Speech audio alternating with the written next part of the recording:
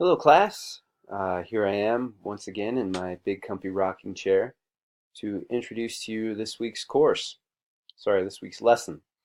And this week we'll be talking about two terms, which I'm sure you've heard thrown around a bit, populism and progressivism.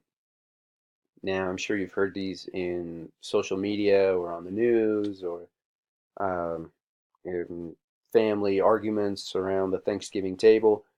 But most of the time, when people invoke these terms or use these terms, they really don't know what they're talking about. It's just something that they've heard that they think makes sense.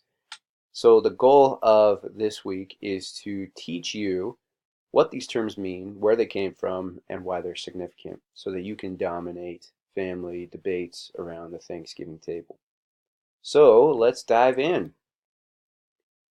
So first, let's talk about the creation of populism. Where did it come from?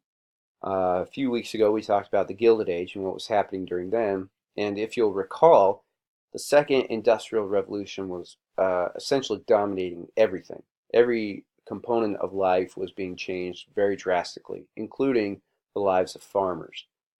Um, now, everything about the economy was changing, which meant an end to something called the Jeffersonian ideal. Now, what that is at the beginning of, or at the inception of the country, many of the founding fathers wanted America to be filled with, including Thomas Jefferson, wanted the country to be filled with the self-educated, uh, self-made, independent farmers. That was the ideal. And so that's what every citizen was working towards, and that's what the government was trying to help them with, was achieving that goal. But then you have the second industrial revolution coming in, everything becomes industrialized, mechanized, and the Gilded Age takes advantage of that, and so the Jeffersonian ideal basically crumbles.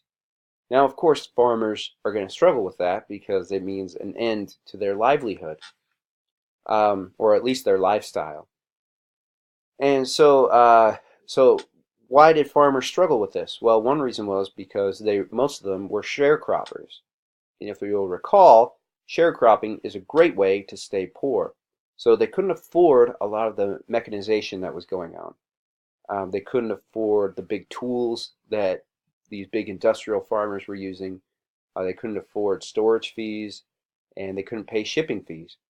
Railroads had become so powerful that they were dictating shipping fees, and many farmers just simply couldn't afford it. Another reason, and this is one of the great mysteries of American history as to why so many farmers did this, but they continued to keep their faith in cotton.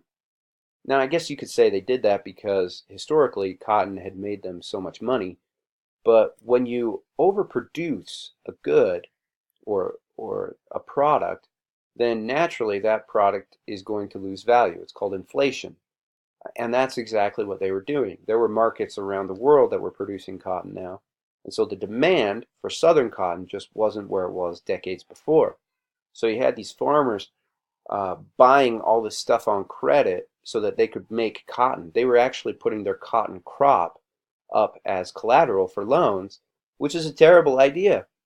And so they were really struggling to get out of debt and the hole that they had created for themselves.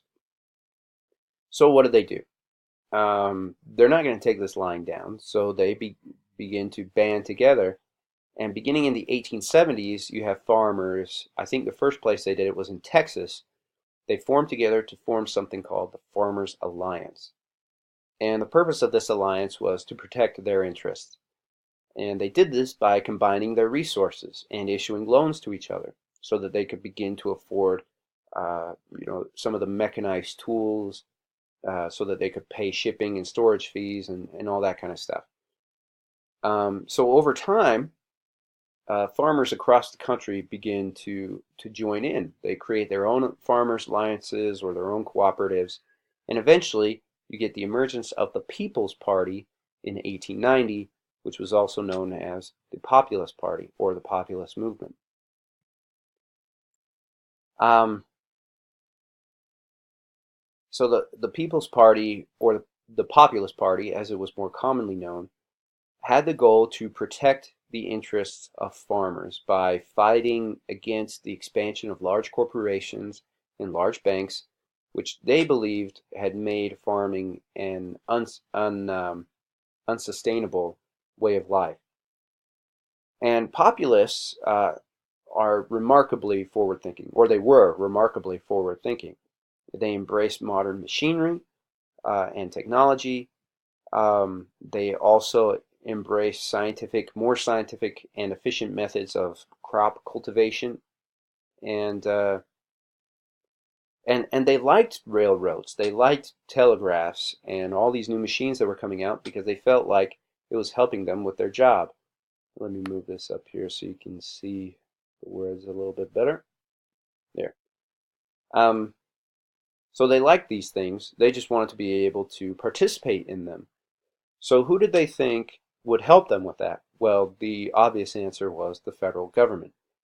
They believed that the federal government had to regulate the market so that working class and middle class Americans could participate.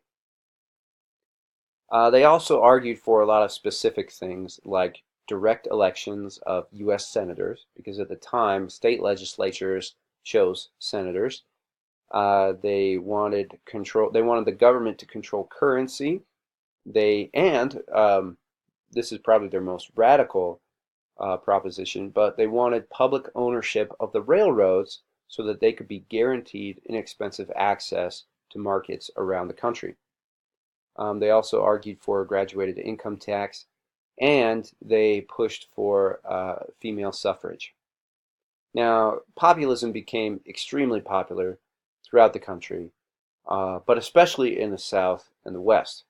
They believed that the federal government had a role to play in promoting the public good. This same vision would later be adopted by the subsequent movement, the Progressives, and other movements throughout the 20th century. So it all culminated with the election of 1896. They backed a Democrat by the name of William Jennings Bryan, who will pop up again later in the course, while the Republicans backed a guy named William McKinley. Now, McKinley obviously won the election, but Bryan made a very impressive showing. So populism was this huge movement, but after the election of 1896, it went downhill very, very quickly. And the reasons for this are very simple. First of all, Republicans simply had more money. They were in cahoots with the large corporations like the railroads and also the large banks. So one example of this is William McKinley, who never left, while he was campaigning, he never left his home state of Ohio, but was still able to raise roughly $10 million, which is a huge sum of money back then. William Jennings Bryan traveled across the country trying to raise funds for his campaign and only raised 300,000. So you have 300,000 going up against 10 million. I mean, that's a huge deficit. And Bryan, it's quite impressive that he was able to do as well as he did with so few resources. So populists didn't have any money. Second, was that a lot of African Americans joined the populist movement. Now you can imagine how that went over in the South and in the West. Social hierarchies and social prejudices were just too much to overcome, and the populist movement could not hold itself together. Racism was still a huge issue, and so that spells the end of the populist movement. But having said that, many populist ideals have never gone away, and there's still this underlying theme or underlying goal that the government should be in the business of protecting the livelihood of middle class and working class Americans. And we'll see this especially in the subsequent movement with the progressives. So that's populism in a nutshell.